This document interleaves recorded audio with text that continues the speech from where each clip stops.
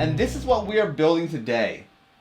If this is your first time here, welcome. I'm Jason, the creator of the Tabletop Battlefield, and now at the end of last year, that's about right, I helped run a tabletop game tournament for Star Wars Legion, and as part of that process, I volunteered to create some awards for the round winners. And, well, what turned out actually was pretty good. I was happy with the results, and the various winners did seem to like their little award statues there. So I thought I'd take you guys through that build process today. So let's build some trophies for tabletop miniature games. First is going to be the 3D printed bust. Second is going to be the wood base. And third and finally is going to be the little plaque that goes in the front that tells what the trophy is for. Being Star Wars Legion trophies, we chose to use a bust of the Mandalorian from the popular streaming show, I guess we can call it that now. And it seems to be there's a whole industry of these unlicensed 3D models of Star Wars characters out there. Disney doesn't seem to care a whole lot about enforcing their IP really strictly. And as a result, a lot of designers make a lot of money on Patreon selling unlicensed Star Wars stuff for Star Wars Legion and other related things. In this case, my friend who is running the tournament, he chose this particular bust from one of those Patreon designers, and we 3D printed a bunch of them up to use for the tops of the trophies. All I did was print them out at 0.2mm layer, minimal supports, nothing exciting, just a run-of-the-mill FDM print, and they looked pretty good. I didn't even bother to clean them up at all. No filling in print lines, none of that stuff. Took them off the printer, removed the supports, and hit them with some spray paint. Some metallic gold, metallic silver, and metallic copper, and given the bit of supply crisis going on this year, apparently spray paint can be a little tricky to find. But I got the 3 colors we need for first, second, and third place, and things looked pretty good. After the paint was dried, I applied a nice clear gloss coat. Now most of the labor was involved in making the wood base. I chose to use a 1x8 of mahogany. I started by cutting a 30-degree angle on the fronts of each of them, and I did this with my miter saw just to make life easier and get a nice clean straight cut. From there I had to use one of the classic woodworking techniques, and that's using a jig. And the jig itself was actually 3D printed. I took a 6-sided cylinder inside of Blender, which of course is just a hexagon, jumped into edit mode, moved some vertices around to make things look kind of cool, and kept everything symmetrical. And when I was happy with the design, I printed it out on my printer. After that, using the template itself, I kind of just approximately traced out the shape of the template on the wood base, and I cut away a lot of the material using a bandsaw.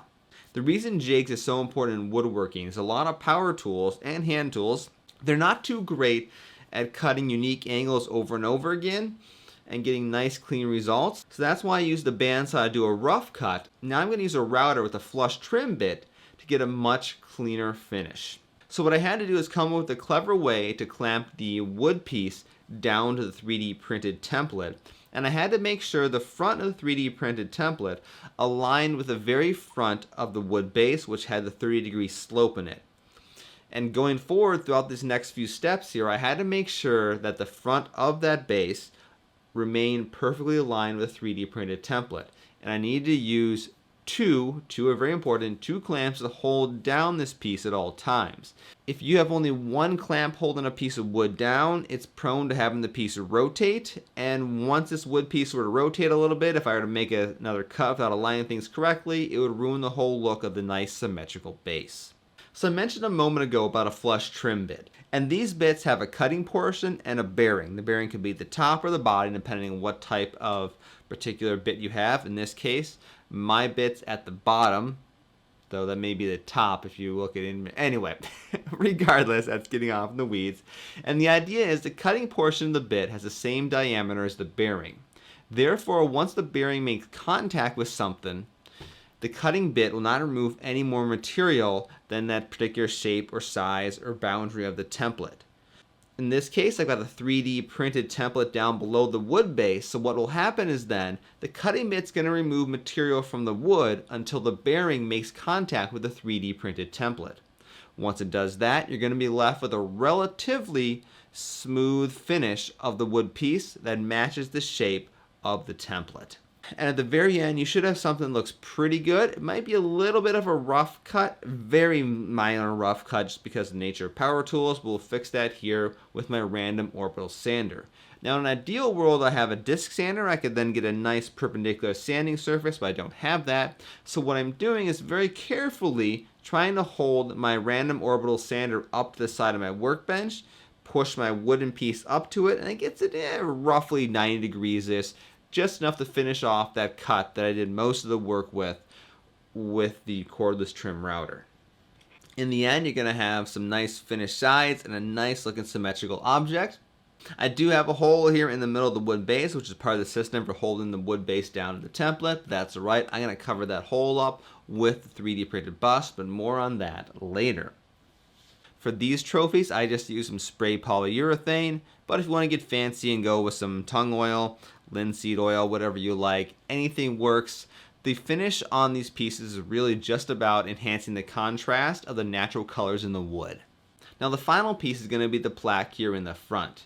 The plaque is a custom design object inside Blender. I started with a rectangle of an appropriate size, and I cut out the font using Blender's font tools. I have access to the Adobe Creative Cloud, and I'm able to use one of their fonts, which is Restore. It's kind of a Star Wars inspired font, and you can bring that very carefully into Blender, create your font object, convert that over from a curve/font into a mesh, and then do a Boolean operation to cut out that font into the object. The one thing tricky here when cutting fonts out using Boolean operations in Blender is the whole non-manifold vertice thing. I've got a video on that, link in the show notes. And in this case, of this particular font where the S and T meet to get that whole Star Wars look, yeah, that made Blender very, very cranky. It was a pain to fix. So just be aware of that with some of these font things, the weird effects, that could be an issue. Now when it comes to applying the final details to this little plaque, I put some little rivets in the corner. Apparently the Mandalorian's disintegrator rifle is like the only weapon in Star Wars that has rivets, so it kind of worked and went along with the theme of the tournament. For this 3D printed object though, instead of FDM, I went with resin because I wanted to get a nice detail capture of the relatively small font.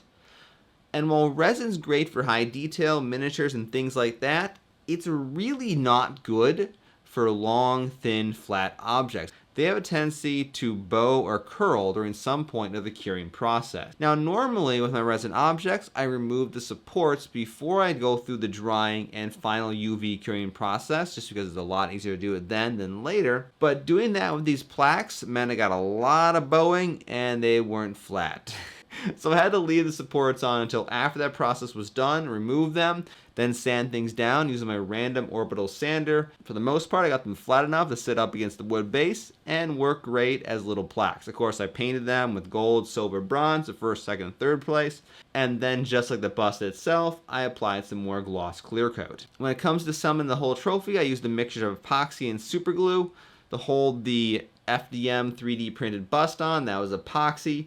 As for the plaques themselves, I did a mixture of super glue and epoxy. Now there's super glue in the corners, epoxy more in the middle, trying to keep the two glues apart. The idea being that the super glue would hold really fast, and then the epoxy, as it's set over the next 24 hours or so, that would go ahead and do most of the strong holding of the little plaque.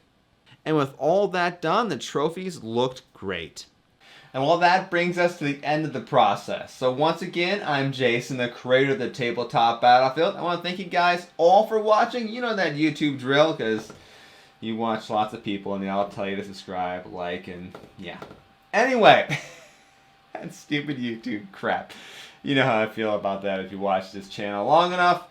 But other than that, let's see what I got coming up for you. I've actually got a hold of some of my original gaming miniatures that I painted when I was a lot younger. So I think I'm going to be repainting some of those, kind of seeing how I've improved over the past 25, 30 years of miniature painting. So those will be some fun videos coming up throughout this year.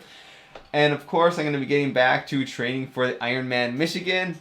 That's 6 months out. 6 months out. Boy, time flies. We got some big event coming up. So that'll be fun. I'm going to be talking a little bit about aerodynamics on the bike and how to do the math for that. Because that's something, it's kind of a fun, interesting topic for racing bikes, but not a lot of people talk about it because it's math, and math is scary, even though this isn't really that scary. But anyway, I'll see you guys next time. Thanks for watching.